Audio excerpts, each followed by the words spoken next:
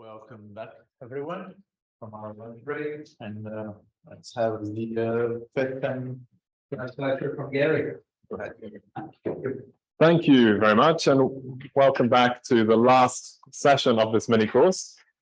Last time we introduced a way of showing that some polynomials can't be characteristic polynomial of any Seidel matrix, and that was by using what we call the certificate of infeasibility. So if p of x has certificate of infeasibility, then we know it's not the characteristic polynomial of any Seidel matrix or Seidel matrices. And today we're going to introduce another trick for deducing the same conclusion.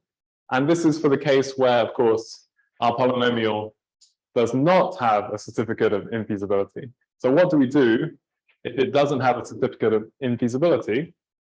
Well, if it doesn't have a certificate of infeasibility, then there is a solution to the interlacing configuration equation.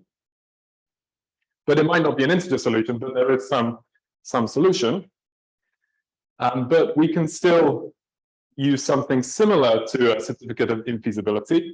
And this is where we introduce the notion of a warranted polynomial. So this is about warranted polynomials. So what is a warranted polynomial? So here comes the definition. The setup is we have p of x is some integer polynomial. We assume it's totally real. And we can then build up the deck for p. And if we assume it doesn't have a certificate of infeasibility, we can consider some special polynomials in the deck. So we say that some f of x in the deck of p is warranted if the fx entry of n is positive for all interlacing configurations for p of x. Configurations for p of x. So the interlacing configuration is just this n. So that's what it means to be warranted. So the interpretation of a warranted polynomial in the deck, what that means is if there exists a Seidel matrix having p of x as its characteristic polynomial, then there's definitely going to be some principal submatrix of that Seidel matrix having f of x as its characteristic polynomial. Because that's what an interlacing configuration is telling you. It's telling you what are the polynomials you get when you take characteristic polynomials of principal submatrices. Okay, and with warranted polynomials, we can check that a polynomial in the deck of some other polynomial is warranted in a similar way that we check for certificates of infeasibility. So I won't go through the details, but it's something like you consider deleting this polynomial from the deck, and then the resulting deck gives you, you can find a certificate of infeasibility if you remove this. So it's like everything goes wrong if you remove this special polynomial. So you can define that carefully, but I'm not going to do that because I'm on a bit of sprint to the end for this last part of the course. So let me just summarize these warranted polynomials in the lemma, which is pretty much what I just said. So let S be an n Seidel matrix with f of x is warranted of the it's in the deck of the characteristic polynomial of S. So we assume this one is warranted. This tells us that there must exist some I from 1 to n such that the characteristic polynomial principal submatrix when we delete the ith row and column is equal to f of x. Okay, so we introduce this notion of warranted polynomials, and on their own they don't really do anything. But once we've established there exists some warranted polynomial, we can start to talk about the notion of compatibility. The notion of compatibility will help us rule out some other possibilities. So now I want to introduce this notion of compatibility.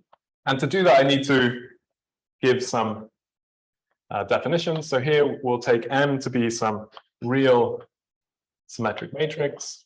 I'm going to use this kind of curly E of lambda to denote the eigenspace of lambda. So lambda is an eigenvalue of M. I'm going to use the E's to denote the standard basis for Rn, standard basis for Rn. Another definition I'll need is P sub lambda is the orthogonal projection of R to the n onto the lambda eigenspace, is V of I to denote the ith entry of a vector V, And one more definition, which I don't want to squeeze in over there, is alpha I to be the angle of the lambda eigenspace. Okay, so this is what we call an angle for the eigenspace corresponding to lambda. And so compatibility is going to use these alphas, as we shall see. So first, I'll just give a standard result from linear algebra. So this proposition says that for all I going from 1 to n, we can write the characteristic polynomial of the principal submatrix, or we delete the ith row and column in this way. So we use the characteristic polynomial of m and the angles. But lambda in the set of eigenvalues of m, alpha lambda squared I divided by x minus lambda. This is the standard result. Probably many of you have seen this before. And we're going to use this to deduce a couple of necessary conditions that we'll need for our notion of compatibility over there. So using this proposition, we can establish a couple of results. So first, here's the lemma. We let I be going from 1 to n, and characteristic polynomial of the ith principal submatrix. We can write that like this. We get the free part from interlacing divided by the minimal polynomial of m, multiplied by some factor which we call f sub I. So for some integer polynomial I, f sub I. So if we assume that our characteristic polynomial of the principal submatrix has this form, then this will give us a convenient way to express these angles. So then for all lambda in the set of eigenvalues of m, we have alpha lambda I equal to square root fi lambda divided by the derivative of the minimal polynomial of m evaluated at lambda. This lambda just gives us a convenient expression for alpha in terms of this factor f sub I and the minimum polynomial of m derivative where we plug in lambda. Okay, so we can quickly prove that using the lemma we just saw. Can I just ask about the vision? Yeah. So consecutive lines, you said V of I is the identity, and the next line alpha lambda of I, that's a different parentheses I, right? Or is that an entry of a vector? Well, yeah, you can. So I was debating whether I should underline all my alphas. If you want, you can think of the alphas as a vector. So you can just think of this alpha as a vector whose ith entry is this. Okay. But yeah, it doesn't really matter. Yeah. Thanks for the question. So let's just quickly prove the proposition. We're going to use this proposition to get our alphas involved. So here we have some alpha lambda I squareds. So we'll start off with that expression, characteristic polynomial of I principal submatrix equal to characteristic polynomial m with the angles playing a part, sum of the eigenvalues of m lambda squared I divided by x minus lambda. We can divide that by this factor here for our calculated polynomial of principal submatrix. And so this becomes f sub I x equals minimum polynomial of n, and then the same sum here, alpha lambda squared I divided by x minus lambda. I hope my lambdas look okay. Now we can plug in lambda into f of I. So if we plug in lambda, what happens? Well, this minimum polynomial just has all these x minus lambdas as its factors. And so all of in this sum, if you think what the resulting polynomials will be, a lot of them will have an x minus lambda in the numerator. So when you plug them in, those will disappear, and you'll just be left with the one where we divided out by the corresponding lambda. So if we plug in lambda, this sum disappears, and we just end up with the following: alpha lambda squared I times the resulting polynomial where we've divided that by lambda. But now I just need to change my lambdas to mu's. And so I get the following product. Mu is in the eigenvalue, is an eigenvalue of m, and we ignore lambda. And then we have lambda minus mu here. And this is pretty much it. So something to observe is this thing here. This is just the derivative of the minimum polynomial of m evaluated at lambda. And so therefore, alpha lambda squared I equals to this one divided by this one. It's just to make sure this is separated. And then you take square roots. One question is, why is it the positive square roots and not the negative? Well, that's just from definition. We're going to take the positive. This should be positive. Or non-negative, should I say. Okay, so that's the first lambda that we're going to use. And this, again, is just to give us a convenient expression for these angles alpha. And the next one is a really cool trick, which you might have seen recently because it came up in that popular math blog. Is it called Quanta? It's a magazine. Magazine. So I wonder if you recognize this one. So this was advertised as a new result, but it's actually quite a classical result. So here we take U1 up to UE to be an orthonormal basis for the lambda eigenspace. For all I in 1 up to n, we can write alpha lambda squared I equal to the following sum. So let's say k goes from 1 to e, u sub k squared I. This is where I'm just squaring the ith entry of this vector, taking the sum. The orthonormal basis, this tells us that this has dimension e, and so we're summing over all of these vectors, taking the squares. And so before I comment about it, I'll just briefly prove it. So take the orthogonal projection onto the lambda eigenspace. You can write it like this, u sub e, u sub e transpose. And so now if we hit it with ei, any I going from 1 up to n, we have this p sub lambda times ei. That's just going to give us one of the entries of each of these vectors. So we get u sub I, it gives us the ith entry, sorry, of all of these vectors, u sub e, I, u sub e. And so remember, the angle is just the norm of this thing. So therefore, alpha lambda squared I, that's just by definition equal to this thing. Square, because I can square both of them. This is just inner product of this with itself. Lambda e I. So here this is an e. And so you just use this expression, expand the inner product. You get this double sum. K equals 1 to e. L equals 1 to e.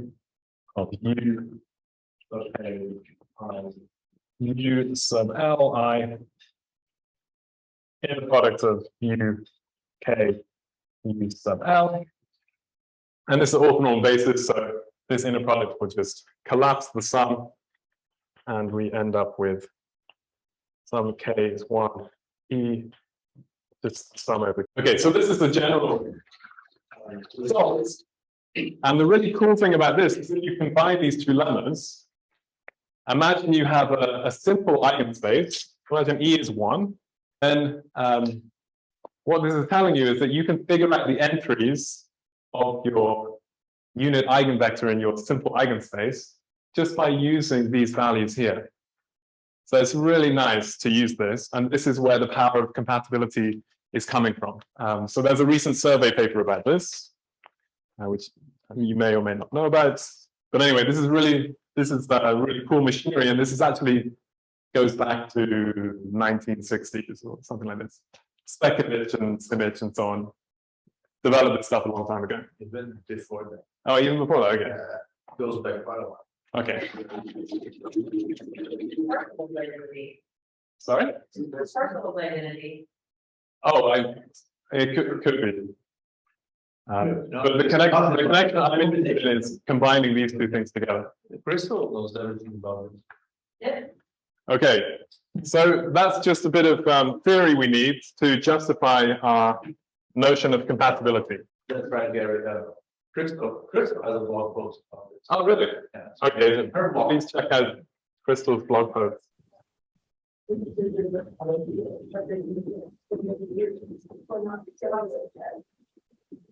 All right, so now on to what I call Seidel compatibility. So now we're going to deduce a condition which is going to leverage the fact that we know we have some guaranteed or warranted polynomial. The reason I use warranted and not guaranteed is because I can talk about a certificate of warranty. I thought certificate of guarantee doesn't sound as catchy.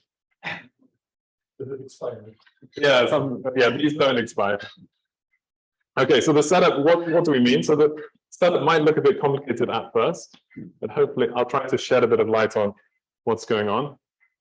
So we start off with an integer polynomial as usual, and we can assume some sensible things about it, like it's totally real and monic. And we'll take some polynomial in the deck, and we'll assume it has the following form. So we get this factor that we always get by interlacing, and then we have some other factor f of x. And now, using this stuff over here, we're going to define the angle of these interlacing characteristic polynomials. So for all lambda, so here we're not a priori assuming that this polynomial is the characteristic polynomial of the Seidel matrix. So we're kind of redefining these notions, trying to remove the dependence on matrices. So I'm going to say for all lambda in the set of zeros of P, so a bit like the eigenvalues of the corresponding matrix, we define alpha lambda of f, as you might expect. So we have f of lambda divided by derivative of the minimal polynomial of P evaluated at lambda.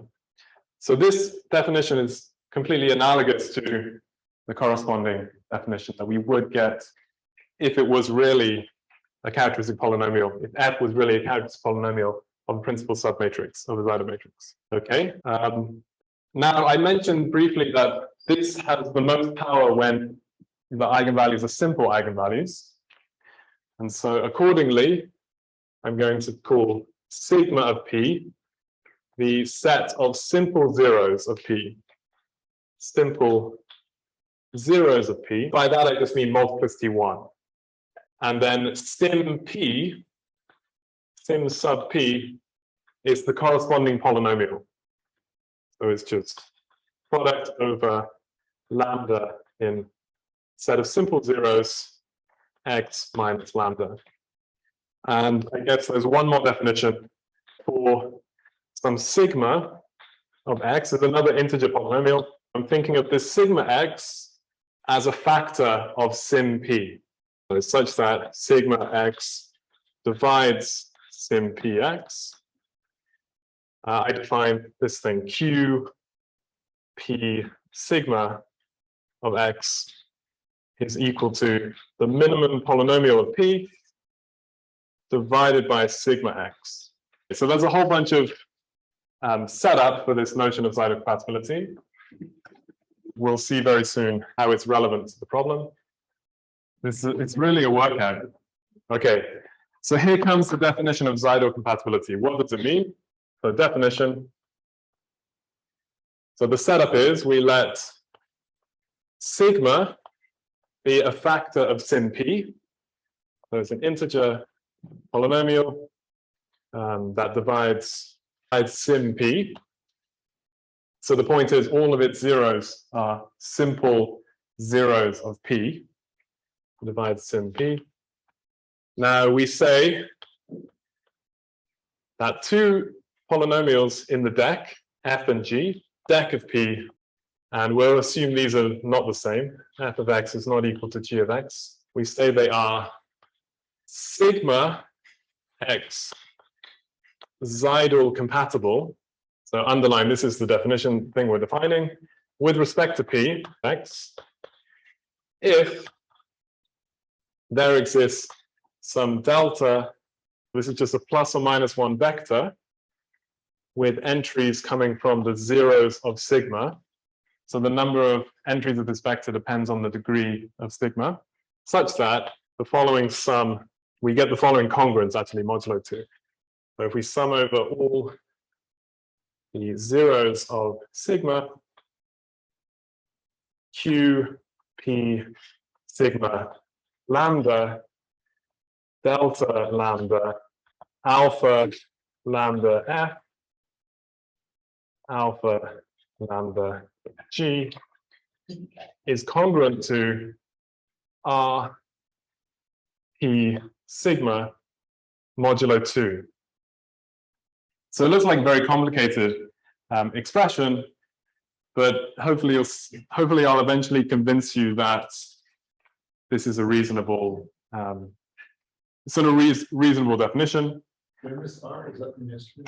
No, I am just about to tell you what R is. I'm just building up the strength to erase this part of the board. Yeah, I regret not getting coffee. Okay, so what is R? R is the right-hand side. R P sigma is defined to be the following. Q sub P sigma 1 plus Q sub P sigma 0 if the degree of P, or Q P sigma 1 minus Q P sigma minus 1 divided by 2 if degree of P is even.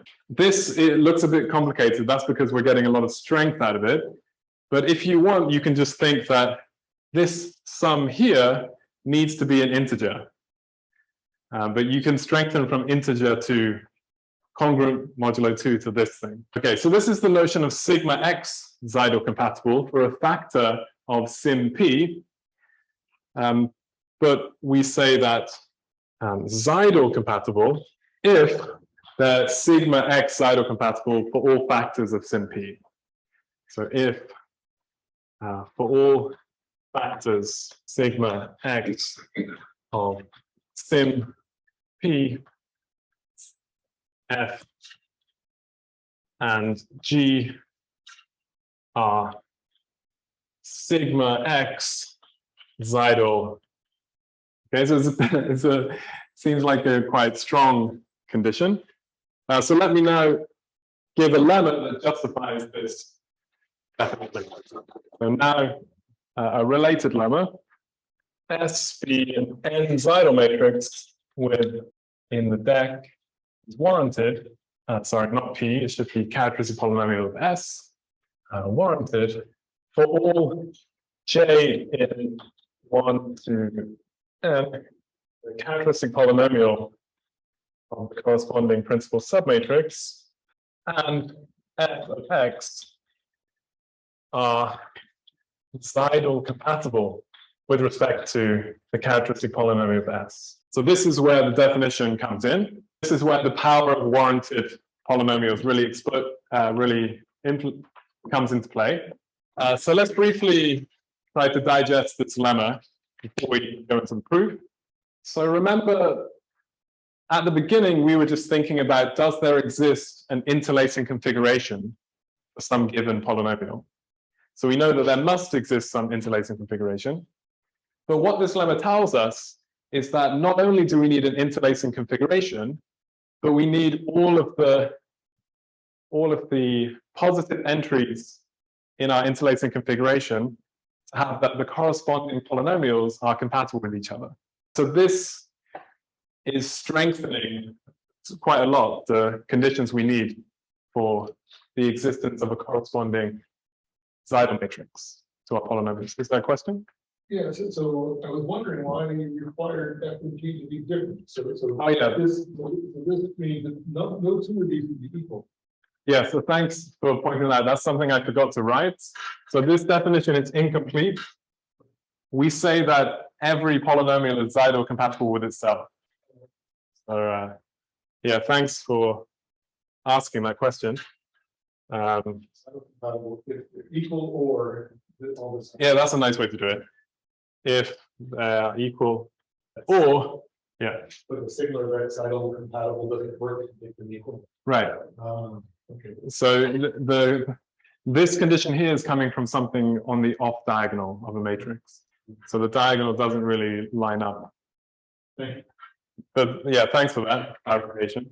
So yeah, we don't rule a polynomial. If we have a warranted polynomial, it's not going to rule itself out by not being Seidel compatible. Okay, so this is a very useful lemma, and I will give an example. I'll make sure I have time to give an example to see it in action. But first, I want to give you the proof of this, and hopefully the proof will give you some idea where this definition is coming from. So let's embark on the proof of this. So we'll start off by just writing x for the characteristic polynomial of S. So I don't have to keep writing a sharp S all the time. And now, first of all, since we assume that f of x is warranted, so it's in the deck of P is warranted, a previous lemma, we know there exists some I, from 1 to n, the characteristic polynomial of that principal submatrix is equal to f of x. Now we'll let j be in 1 up to n. So we'll just choose some other principal submatrix and set g of x equal to characteristic polynomial of S, where we delete the j row and column. First of all, we'll deal with the case where g equals x. So if g equals f, so if they're the same, so they could be the same, even if I is not equal to j, they can still give you the same characteristic polynomial, then they're trivially Seidel compatible. So trivial that I forgot to mention. So then we're done. So otherwise we assume that they're different. Otherwise, we know that I is not equal to j. Now we're going to take a factor of sim p. So now let sigma of x be a factor of sim p of x. And we're going to introduce some unit eigenvectors of the lambda eigenspace. So for all lambda in the zeros of sigma, we denote by, or let u sub lambda be a unit vector for the corresponding eigenspace. Okay, now this is a simple zero, so this is just dimension 1 eigenspace. So this eigenvector just spans the whole eigenspace. Okay, now on the one hand, we can write the following: q p sigma s. This is just a polynomial in S. Let's remember what is q Q P sigma, so it's over here. So it's just the minimum polynomial of P divided by sigma. And so using the spectral decomposition theorem, we can write it like this. Sum over lambda in the zeros of sigma, and then this polynomial in the corresponding eigenvalue multiplied by the orthogonal projection. Okay, so we can write it like this, just spectral decomposition theorem. And if we look at the ij entry, so the I sub j here, then this would just be the I entry of this one multiplied by. Now we're going to use the lemma, like just erased on this board, which tells us how we can write the entries of this unit vector in terms of the alphas, or in terms of this expression here. So the sum becomes the following: lambda in lambda sigma, q p sigma lambda, and I need a delta alpha lambda g. So the reason, so here I have a delta coming in, and that's because I only know that the squares, I forget what the theorem was here, but it was the squares of these alphas were giving us entries of the vectors. So when I'm looking at these entries, I only know how to sign what the value is. So this is where I need delta comes in. So where delta is just some plus or minus one indexed by these zeros of sigma. Okay, so this delta is just dealing with whatever sign I should get. Okay, so that's the first equation related to this thing. And hopefully that looked a lot like this thing here. So that gives us the left-hand side of the definition of Seidel compatibility. What about the right-hand side? So now we need to convince ourselves that we get some expression like this. Any questions about this one? To deal with the right-hand side. So to do that, let's suppose that Q P sigma S is the following polynomial. So I'm just going to give names to the coefficient. So I goes from 0 to the number of zeros of sigma, A sub I times S to the, I can just say S to the I maybe. Doesn't really matter this relation. It's like some polynomial, and I just give names to the coefficients just so we can think a bit more concretely about this polynomial. And now we're going to use the property we saw a long time ago of powers of the Seidel matrix, modulo 2. So recall that if we look at S to the K modulo 2, there's not many possibilities for this. So this will be J minus I. If K is even, it'll be Nj minus I, K is odd, and it will just be I of K is 0. So these are the three possibilities for S to the K modulo 2. We can use this to think about the off-diagonal entries. But I want to look at the ij entry of this expression on the right-hand side. And so you can see there's not many possibilities for the off-diagonal here. And so really that's where these expressions come from. So let's just see, do I have time to embellish? Maybe not. So I think I'll just say, you can probably go from here. So I'm going to now jump to an example so we can really understand what's going on. So maybe you can finish up the details while I'm fighting with this blackboard. Yeah. I'm tempted to pour some water on this. No. Okay, I won't. Maybe I use my 2 hands. I'm not ever seen a blackboard that like gives that cooperative. Yeah, I mean, it's just getting worse. So let's do an example. So here's an example polynomial that we want to eliminate. Px equals x plus 5 to the 25, x minus 3, x minus 7 to the 6, x minus 8, and x minus 9 to the 8. I think that's just painting it white. Is it getting worse? Yeah. Sorry to interrupt. It's okay. Thanks for trying. So here, let's note what does this polynomial correspond to. So here we have smallest eigenvalue minus 5. Dimension is n minus d is 25. And then we have how many other eigenvalues? I think it should be 16.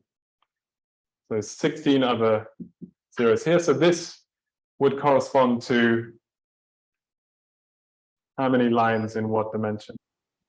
41 lines. in 20.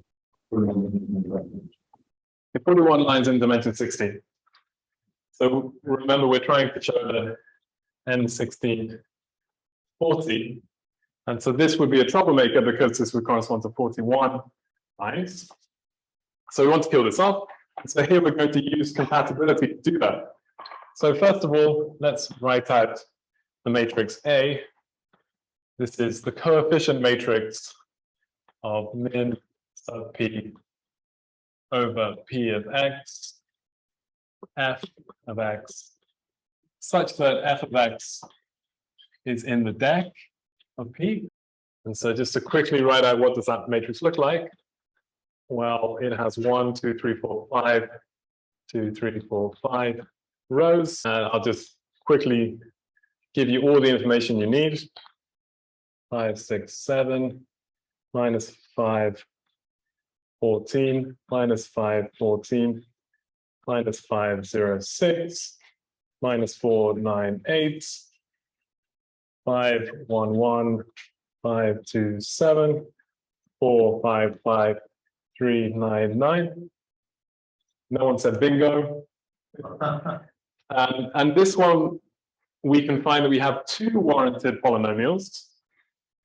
So warranted polynomial number one is f sub 1, which is equal to, I think I have time to write it out, x plus 5 to 24, x minus 7, 5, x minus 9, 7, then a couple of quadratics, 17, x squared minus 12 plus 31.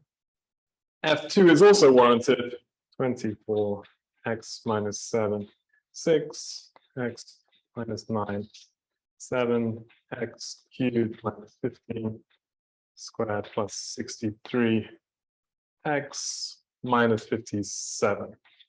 Okay, so we have two warranted polynomials. And if you want to be convinced of that, you can look at the certificates of warranty in the notes. So now so the point is, since both of these are warranted, they have to be compatible with each other if a Seidel matrix exists having this characteristic polynomial. So now we're going to show that these two things are not compatible with each other. So to do that, we look at the simple eigenvalues or simple zeros of p. So simple zeros of p are just 3 and 8. Is equal to 3, 8. And we're going to take sigma x to be equal to sim p, which is just equal to x minus 3 times x minus 8. And so we can work out a few things that we'll need. So we'll need the derivative of the minimal polynomial. That's 5x to the 4 minus 88 x to the 3 plus 3, 8, 4 x squared plus 4, 7, 6 x minus 3, 8, 7, 3. And we have these two factors. So if we divide off the quotient, we're left with f1 is just these quadratic parts plus 17 x squared minus 12 plus 31. And f2 is just x minus 7. You see the x minus 7 has the same multiplicity. So we get x minus 7 and then a cubic minus 15 x squared plus 63x minus 57. And one more thing is we need q sub p sigma. So what is that? That's just the minimal polynomial p divided by sigma x. So you can see what that's going to be. We just divide off x minus 3 and x minus 8. So we get x plus 5, x minus 7, x minus 9, x minus 7, x minus 9. And now we can check this. So we want to check, are these cytocompatible with each other? In particular, are they sigma x compatible with each other? So we just check the left and right hand side of this. So let's do that.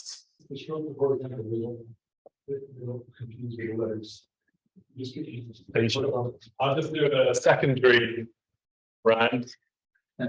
Make it slightly darker. All right, so let's check this.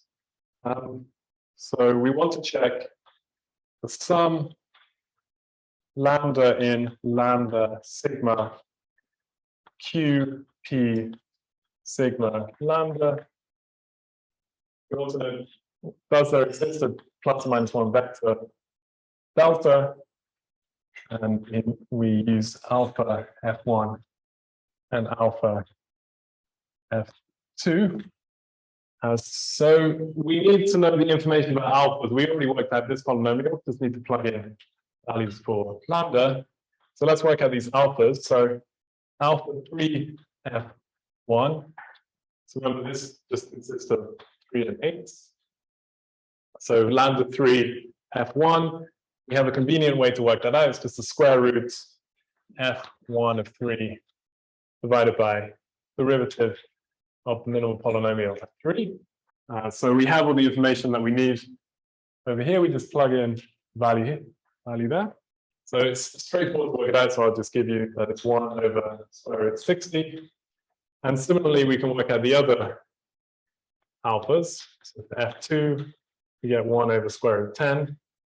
Alpha 8 f1 equals 1 over square root 65. This is square root 65. And alpha 8 f2. Oh, sorry, this is 60. This one is also 1 over square root 65. Okay, so now we have everything. So we can work out the sum of just two sums.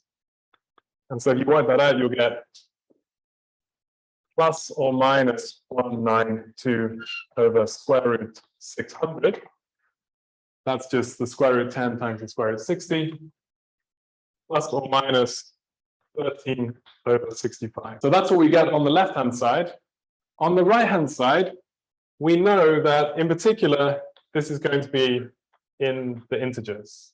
So we don't even need to really care about these expressions at this point, because we can already see that this is never going to be, this is not going to be an integer. And so therefore, there cannot exist a characteristic polynomial corresponding to that polynomial, because we have two warranted polynomials that are not compatible with each other. Why can't one occur all the time? One occur all the time. One of them is compatible with itself. Why can't it? Because they're both warranted.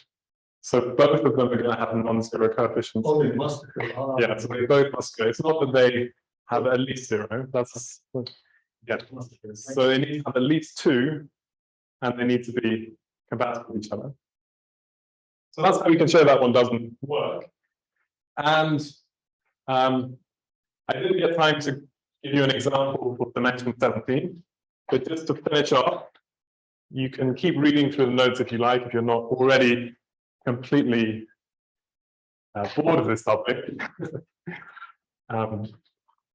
But we push these techniques even further to eventually show that. So this is joint work with my student, Jevon Siatriadi, and my academic brother, Pablo Yatsina. You can keep going and just show that N14 plus 8, N16, it's 40, and N of 17 is 48. and this is in 21/22 plus. So to just give you idea where this keeps going, so to develop this further, you can see that in this example, all the zeros were integers, and so to compute the angles, it's not really a big deal. You just get like square root of some integers. But if you have high degree factors of your starting polynomial p, computing the angles is a complete nightmare. You have to do arithmetic in quite high degree number fields. And so to make progress, we can leverage tricks from number theory to more efficiently show that two polynomials are not compatible with each other. So that's where this course would have continued. But I'm out of time. So thanks a lot for your attention. And it's been a pleasure taking you through this course. So thanks a lot. Questions for Gary? Yes. Oh, yeah. So, I mean, obviously your approach is more, you're trying to find these string of D's. I was in an R, limits I don't, in a D's. But like, obviously that if you're trying to disprove the existence of like, or prove the existence of equiangular type frame, it's not necessarily the maximum of line, but we still have this ideal adjacent to matrix, and you know what the characteristic polynomial has to be, the way it's uniquely defined when you say the N and the D. So is there any sort of like any of these like tricks from this, you know, the last like day and a half, 2 days that could potentially work to knock out that characteristic polynomial, since you already have started off with like, I know there's only one possible characteristic polynomial that works? Yeah, that's a great question. And it's something that we really want to do, is show non-existence of certain ETFs. So what's the difficult part? As you said, you know what the polynomial should be. You also know that all the characteristic polynomials of the principal submatrices, since there's only one. So that actually is the crux of the difficulty. So you start off with polynomial with two high multiplicity eigenvalues, and then if you look at the principal submatrices, all of the zeros tend to have high multiplicity. So what we were able to leverage here was some obstruction for when you have simple eigenvalues. So these techniques, they tend to do well when there's some simple eigenvalues floating around. If the, sorry? Oh, yeah. Yeah, so here, this particular example has two simple eigenvalues. And that was something that that's like the crack in the wall that we were leveraging. If you don't have that, it becomes more difficult. We do have some ad hoc techniques to deal with those cases, but we haven't managed to kill off an ETF. So it's on the to-do list to keep strengthening these techniques. We have some vague ideas how we can push this for higher multiplicity eigenvalues, but nothing concrete yet. Any more questions? Okay, so thank you very much, Gary, for your